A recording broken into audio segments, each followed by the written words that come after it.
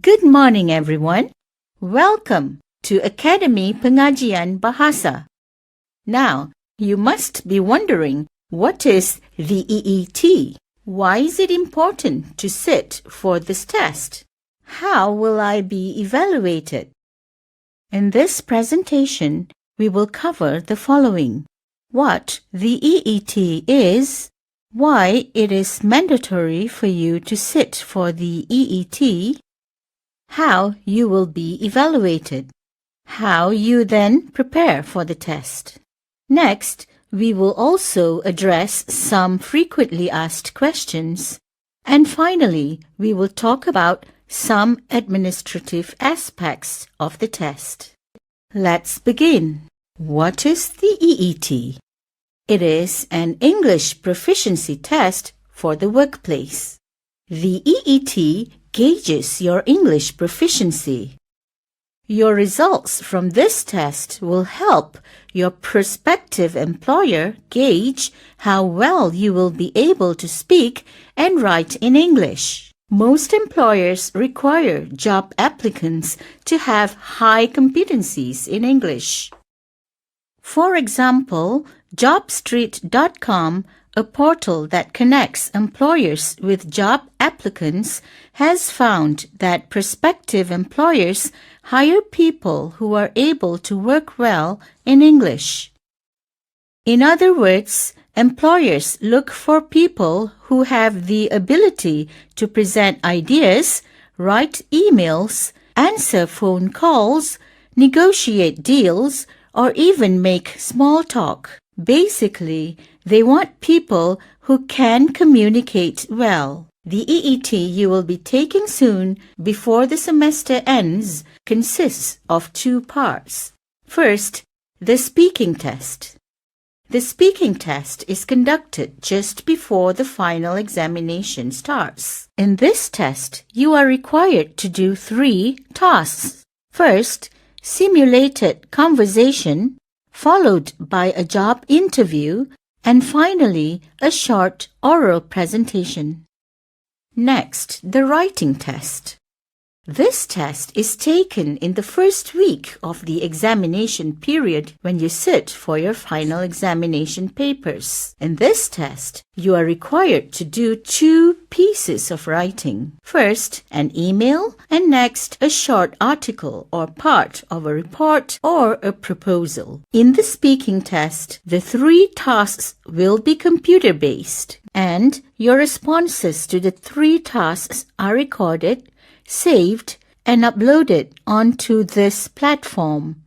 For the first task, you are required to engage in a simulated conversation. You will listen to a voice that asks you for information. You need to listen carefully to the prompt, and you are given 20 seconds to prepare for what you will say in response. Then, you respond in the time given, which is 1 minute. After that, you save and upload your response. Here is a sample of the question. English Exit Test. Speaking. Pilot 2016. This test consists of 3 tasks: simulated conversation, job interview, and oral presentation. You are required to listen and respond. Task 1. In this task, you will participate in a simulated conversation. You are given 20 seconds to prepare and 1 minute to respond. Listen to Ida. My sisters and I are planning a surprise party to celebrate our parents' 40th wedding anniversary, but we haven't decided on what to do. Would really want the special occasion to turn out well for my parents. Do you have any good party ideas? You now have 20 seconds to prepare. I think you should try to get something that they actually like. My parents share me a lot of old songs from their time, like Bryan Adams, All for One. Those can be songs that you play in the background. It can be very reminiscent to how they feel when they were younger. You can also put in something that reminds them of how they meet. Like, it's harder for my parents because they meet in New Zealand. I can't bring them there or like show them around, but at least I can put in decorations like All Blacks. My father loves the team, or even something that reminds them of their university life. You can also try to ask their close friends to what you have. I'm pretty sure you are close to some of their children as well. Like, you can ask their parents to see what your parents like or dislike. If it was my parents, I would bring them to a Western hotel or Western buffet restaurant. End of task 1. In the second task of the speaking test, you are answering 3 job interview questions. The first question requests background information about yourself. You're given 10 seconds to prepare. Then, you respond in the time given, which is 1 minute. After that, you save and upload your response. Here is a sample of the question. Task 2. In this task, you will participate in a job interview. The interviewer will ask you 3 questions. Listen carefully. You will be given time to prepare before you respond. Thank you for being here. We have read your CV, so please let us know why you have chosen this organization. You now have 10 seconds to prepare. You now have 1 minute to respond. I actually chose this organization because I really like to do volunteer works, especially around animals. So entering this organization can help me further improve. I also have a lot of verifying degree from camping and survival skill. I even have taken my diving license recently because I like to work in environmental program and saving wildlife and natural forest reserve. So I think if I actually enter this organization, it can help me further improve the environment. And that's something that I really like to see and something that I actually aim for at the end of the day.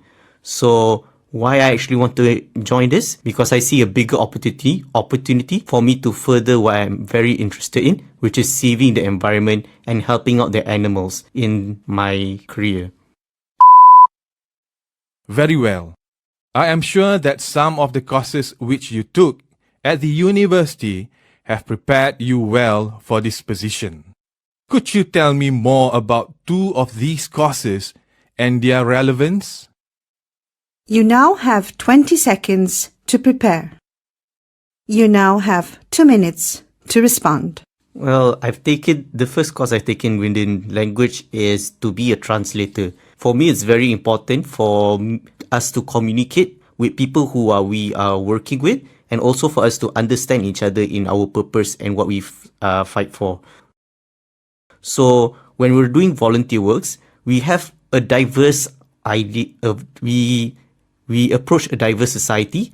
So translating can actually help me understand these people better and can actually help me make sure my friends and colleagues understand where we're going and what kind of approach that we want to have and what kind of achievement and what we are aiming for in that particular program. So translating is something that I very like in terms of how we approach society. Secondly, I think is in business relation and human resource.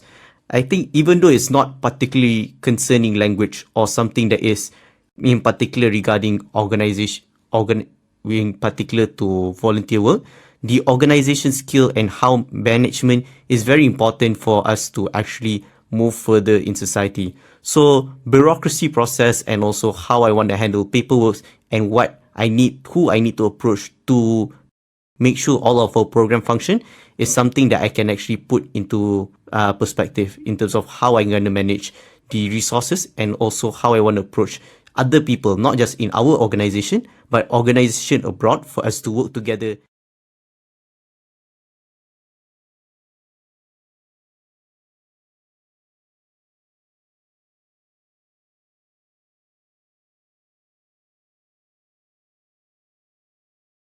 And fight within this environment, because even when we're doing something, even when we're doing a lot of volunteer works and a lot of societal approach, we need to work together with other kind of organization and other non-government NGO as well, for us to make sure that our program actually is successful.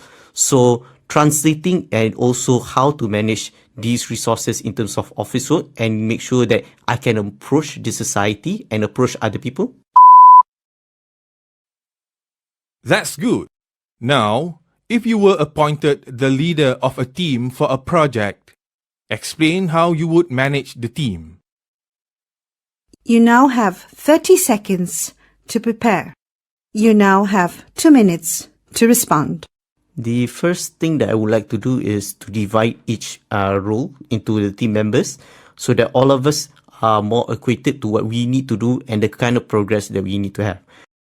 The second thing is I want to establish a schedule so that each of us has a mini goal. At the end of the week, what are we supposed to achieve? Who are we supposed to approach? And we need to know what kind of aim that we are at the end of the day.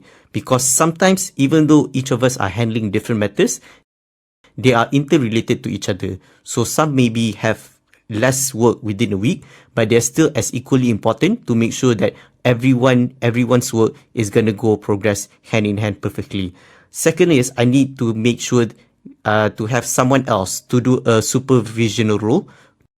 Just not just me, but also with another person as well, because I cannot see everything and what everyone is doing, but also we need to work together to make sure that everything is in progress. In terms of what is going to happen, I think that we need to make sure that each person know what they're aiming for and make sure there is already a system in place.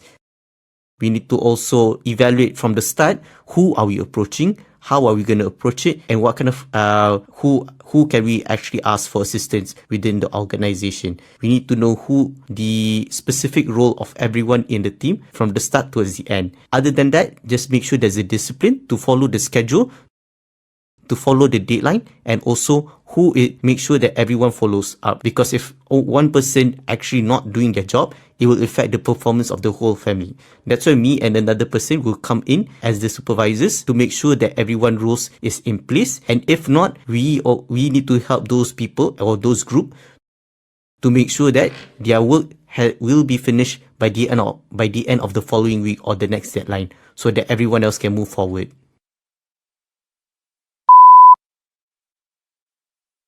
End of task 2. The final speaking task requires you to give a 3-minute oral presentation based on information shown on the computer screen. You are given 60 seconds to digest the information and prepare for the presentation. After that, you have 3 minutes to present the information. Here is a sample of the question. Task 3. In this task, you will give a 3-minute presentation based on the information shown on the screen. You'll be given time to prepare before you present. Situation. One of Malaysia's biggest sources of revenue is from the tourism industry. This is mainly due to its many attractions, including culture, food, shopping facilities, beach resorts, and festivals, among others. You now have 60 seconds to read and prepare. You now have 3 minutes to respond. Well, first off, we need to understand how tourism works in Malaysia. We need to capitalize on what we can aim and what we want to achieve. Our first main priority is that we have a lot of cultural heritage, and also we are very rich in culture. Not in Malay only, but we also celebrate a lot of diverse culture. So there's cultural festival like Hari Gawai, Taipusam, Tadau Keamatan, or even our own Raya celebration and Chinese New Year. We need to capitalize that to show the people how diverse we are and how integrated we are within society. This can also lead to other things as well. For instance, food and cuisine of different culture, and our restaurants that we promote to other people. We can make sure and show that we are a food heaven, for instance, to other people around the world, showing that there's an integrated culture from all around Malaysia. Second is that there's a lot of events and building attraction within Malaysia. Events like Letua di Langkawi, the Kite Festival, Sarawak Rainforest Music Festival, the Petronas Malaysian Grand Prix can actually be established and show towards attracting other people from other communities around the world. This might be a specialized event that for people who like to expand on kite or even sailing, there's a specialized event for that, but we can capitalize on it to ensure we attract people. Buildings like like modern buildings like Petronas Twin Tower and KL Tower, or even cultural heritage like in Malacca we have the Eva Mosa, the St. John's Fort, can be shown towards other people to attract people who are interested in history, and those are also can be capitalized to increase other revenue. Lastly, we think that there's also a very diverse and rich in nature as well. So we have Mount Kinabalu, we have Gunung Mulu National Park, we're having forest reserve to orangutan, for instance, or even animal like the hornbill and the Malayan tiger. Those are things that we can show towards these people and make sure that they come, especially in the situation where a lot of ecological disruption is happening all around the world. We can make people appreciate nature even more for showing this. It doesn't only stop in forest reserve as well. We can also promote our beaches and also the marine park that we have. In Sabah Sarawak, there's also a very rich marine park that can be shown to people who want to scuba dive or even snorkeling to show them the beauty of nature. Other than that, we see that there's also other places that are very important. Typically things like amusement park and also a shopping center that is allocated towards everywhere else in Malaysia. We cannot forget about that. Even though it's a very generic tourist attraction, Genting Highlands, KLCC, Central Market can also show the tourists what they want at the end of the day. So we don't need to specialize everything, but also... End of test. Now that we have explained the speaking test and given you examples, let's look at the next component of the EET, which is the writing test. What are you required to do in the writing test? This is a conventional pen and paper test you take in an examination hall. You need to answer 2 questions. In the first, you are required to write an email of 150 words. Notice that you need to read and understand the situation carefully and write an email in response in the space given to you. The second question of the writing test requires you to respond to a given situation in 250 words. You are likely to be asked to write an article on a job-related situation or provide recommendations in response to a job situation. Notice that you need to write and understand the situation carefully and write response in the space given to you. Now that you understand what the EET is all about, you may want to know how your performance is evaluated. Your performance will be assessed based on the levels developed by the Common European Framework of Reference for Languages, or commonly referred as the CEFR. First, for speaking, you'll see that there are 3 broad categories. The first is the basic level of proficiency, A1 and A2. The second is the independent level, B1 and B2. The third is the proficient level, C1 and C2. You'll see that there are 3 broad categories. The first is the basic level of proficiency, A1 and A2. The second is the independent level, B1 and B2. The third is the proficient level, C1 and C2. Now that you know about the levels, you may be wondering what CEFR level employers expect of candidates. The requirements will depend very much on the nature of the job, as stated clearly in job advertisements or job specifications. Most employers, if not all, would expect a B2, high independent user, for both speaking and writing. Of course, a C, either C1 or C2, proficient user, is highly valued by employers. Now that you know the expectations of employers, you will need to strive to meet their expectations and get yourself placed on a high level. Is it possible? Of course it is, with enough preparation. First, get a copy of the EET textbook, published by the UiTM Press. How do you use this book to prepare for the EET? Go through all chapters carefully, paying special attention to the language expressions. Study the sample answers and read these sample responses aloud. Reading aloud and recording your own practices are helpful in showing you what to say in the time given. Paying attention to the sample responses to the written tasks will also help you to understand the requirements of the written tasks and respond appropriately. Students have asked some questions about the EET, including the administrative aspect of the test. And here are our answers. If you have questions which are not answered here, feel free to contact your faculty. Alternatively, you could visit the website of the Academy Pengajian Bahasa and post your questions there. What is the EET? It's an exit test. It measures your English language proficiency. You'll take 2 tests at 2 different times. You'll take the speaking test first, followed by the writing test. What is the EET for? The EET results give your prospective employers a good idea or a gauge of your English language proficiency. Why do I need to take the EET? You'll need to take it to fulfill an exit requirement according to UiTM's academic regulations. If you don't take it, you'll not be able to graduate even if you have completed all your courses. When do I take the EET? You'll take it when you are in your final year in the semester before you graduate. You will have passed all the required English courses in your study plan. How do I register?